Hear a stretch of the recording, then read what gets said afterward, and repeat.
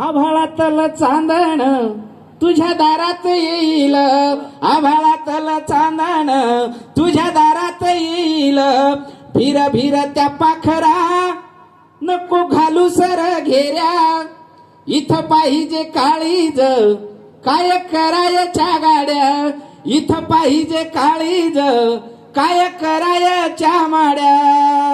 हनुमंत शिंदे नावाचा आमचा पुण्याचा कवी असं सुंदर प्रेमाच्या बाबतीत इतकं छान लिहितो. आणि त्या बाबतीत आजीचं प्रेम रमजानने किती सुंदर पद्धतीनं तुमच्या समोर या ठिकाणी दाखवलंय. तेच कविता नारायण असेल, मी असेल किंवा रमजानबाई असेल, आम्ही कवी लोक आमचं दुःख तुमच्या समोर मांडतो आणि आम्ही प्रांजळपणे मांडतो म्हणून तर तुम्ही लोक बोलवता. आम्ही इमानदारीने मांडत असतो, आम्ही जे उघड्या डोळ्यांनी पाहतो ते. आणि म्हणून का फिरतो आम्ही, का कविता करतो आम्ही, याच्या बाबतीतलं सुंदर भाष्य करणारी कविता नारायण या ठिकाणी मांडणार आहे आता. की आमचं काय, कशासाठी लिहितो आम्ही. महाराष्ट्रात या कवितेसाठी नारायणला बोलवतात. आणि उद्धवजीने आम्हाला सांगितलं होतं अगोदर, नाही बस झाले 3च कवी. मी म्हटलं अरे असं कुठं गांगडगुत्ता असतोय का, आम्ही 5-5, 7-7, 10-10, 11-11 लोक जातो, हे की नाही. एक कविता म्हणतून घेऊन येतो पॉकेट. आणि हे माणूस लय आगाऊ आहे. ते म्हणले हा तुम्ही येतात आणि एक कविता घेऊन जातात, म्हणजे असं कुठं असेल. 2-3 या म्हणजे आम्हाला मनसोक्त ऐकता येते. म्हणजे हा सगळा अट्ठास ठेवला आणि आम्हीही तुम्हाला कुठलीही कुचराई न करता मनसोक्त तुम्हाला ऐकवलंय. तुम्ही बी छान पद्धतीने दाद दिली. एकदा जोरदार आयोजकांसाठी टाळ्या झाल्या पाहिजे. तुम्ही आम्हाला बोलवलं, आमचा मान सन्मान केला आणि इतकं सुंदर कार्यक्रम तुम्ही ऐकून घेतलं त्याबद्दल. माझ्यासोबत ज्यांनी मेडिकल बंद करून नामदेव पवार पुन्हा एकदा इथं उपस्थित झालेले आहेत. अनिलनं दुकान बंद करून खास गेवरा येऊन तुमच्यासाठी या ठिकाणी आलेला आहे. ज्या राष्ट्रपती पुरस्कारानं सन्मानित केलेलं गेलं ते पंडितजी जे कॅप्टन आहेत ते सुद्धा या कार्यक्रमासाठी आवर्जून उपस्थित आहेत. तुम्ही सगळे मित्र इतके चांगल्या पद्धतीने ऐकतात, तुमचे सगळ्यांचे धन्यवाद मानतो. कविता संपल्याच्या नंतर कुठलाही आभार मानायला कोणी औपचारिकता बाळगू नका, कारण मी आत्ताच सिद्ध करतो की त्यासाठी पुन्हा स्टेजवर येऊन आणखी काही नाही, मीच तुम्हाला या ठिकाणी सगळ्यांना धन्यवाद देतो. तुमच्या ऋणात राहणं पसंत करतो, कारण तुम्ही आभार मांडला तर पाठीमागचे 7 वर्षे पुन्हा बोलवले नसते. म्हणून हा आभाराचा शेवट भाऊकी शेवट ठेवू. आणि या बाबतीत सगळ्यांनी आयोजन केलं त्याबद्दल तुमचे धन्यवाद मानतो. आणि शेवटची कविता नारायणला कविता म्हणजे काय यावरचं सुंदर भाष्य करणारी कविता जोरदार टाळ्याने आपण स्वागत करूया. देशात जेवढी इमानदारी शिल्लक आहे तेवढे लोक इथं उपस्थित आहेत, याचा मला अत्यंत आनंद आहे.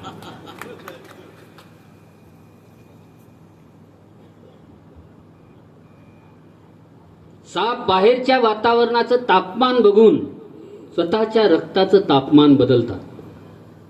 साप बाहेरच्या वातावरणाचं तापमान बघून स्वतःच्या रक्ताचं तापमान बदलतात. सरडे बाहेरच्या ऋतूंचा रंग बघून स्वतःचा रंग बदलतात. साप आणि सरड्याच्या कोणत्या विचित्र समागमातून जन्म झालाय आमचा. साप आणि सरड्याच्या कोणत्या विचित्र समागमातून जन्म झालाय आमचा. आम्ही एकाच वेळी रक्ताचं तापमान बदलतो, आम्ही एकाच वेळी आमचा रंग बदलतो. आम्ही कधी साप होतो तर कधी सरडे. आणि समाजात असे साप सरडे निर्माण होऊ नयेत हीच कवितेची प्रामाणिक भूमिका आहे. आणि ती भूमिका घेऊन आम्ही तुमच्या समोर आलेलो आहोत. उद्धवजी पवार यांनी हा महोत्सव आयोजित केला, त्यांचे सर्व सहकारी. तुमच्यासारखा रसिक अजून आम्ही बघितला नाही जो अजूनही कविता ऐकतोय. फार कमी ठिकाणी कविता ऐकली जाते आणि तीही अशी मनातून ऐकली जाते. मी तुम्हा सगळ्यांचं अभिनंदन करतो. या 30 महोत्सवाचं आणि त्या महोत्सवाचं एक पुष्प आम्हाला इथं सादर करता आलं त्याबद्दल मी तुम्हाला धन्यवाद देतो. आणि कवी का लिहितात, ज्ञानेश्वरांनी का लिहिलं, तुकारामांनी का लिहिलं, नामदेवांनी का लिहिलं, कबीरांनी का लिहिलं, आम्ही का लिहितोय या संदर्भाची भूमिका मांडणारी रचना तुमच्या समोर ठेवतो. तुमच्या सगळ्यांचे आभार व्यक्त करतो. पवार सरांचे आभार व्यक्त करतो की त्यांनी तुमच्याशी भेटण्याचा हा योग जुळून आणला. मी कवी आहे. मी घरून आणून घरीच जाणार आहे. काही काही लोक असतात कुठे फिरत राहतात, जी मोठे असतात. पण मला काय वाटतं, आपल्या घरात कोणतरी आपली वाट बघतंय ही फार महत्वाची गोष्ट असते. ज्यांच्या घरी कुणीच नाही ते कुठं फिरणार, मग ती इकडे तिकडे फिरत राहतात. कविता आहे. कविता म्हणजे अस्तित्वाचे गाणे,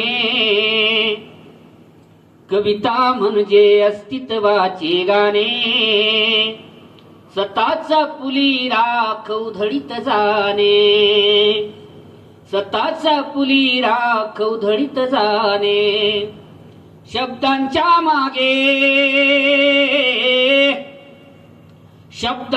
मागे विस्तव धवधवते केंडे, विस्तव धगधगते केंडे. हे काळीज फुले त्यावर भाजून घेणे, हे काळीज फुले त्यावर भाजून घेणे.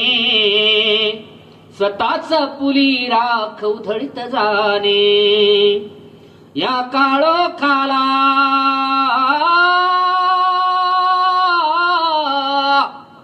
या काळोखाला गिळता येते जेव्हा, गिळता येते जेव्हा.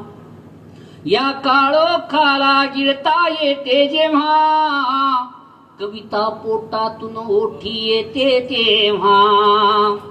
पेशी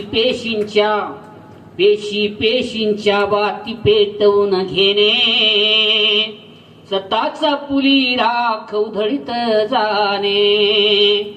मी अक्षर अक्षर पेरीत जातो रक्त, मी लाथाडून देतो ही सारी तक्त. मी अक्षर अक्षर पेरीत जातो रक्त, मी लाथाडून देतो ही सारी तक्त. हा वर्तमान मी इतिहासाला देणे, स्वतःचा पुली राख उधळीत जाणे. आणि शेवट आहे बघा. मी लिहितो म्हणजे निर्भय होतो आहे, निर्भय होतो आहे. मी लिहितो म्हणजे निर्भय होतो आहे, या जगास पाहण्या दृष्टी देतो आहे. मी लिहितो म्हणजे निर्भय होतो आहे, या जगास पाहण्या दृष्टी देतो आहे. या कविता माझ्या, या कविता आमुच्या तुमच्या जगण्याचे लेणे, स्वतःचा पुली राख उधळीत जाणे. कविता म्हणजे अस्तित्वाचे गाणे, स्वतःचा पुली राख उधळीत जाणे. वाह वाह वाह.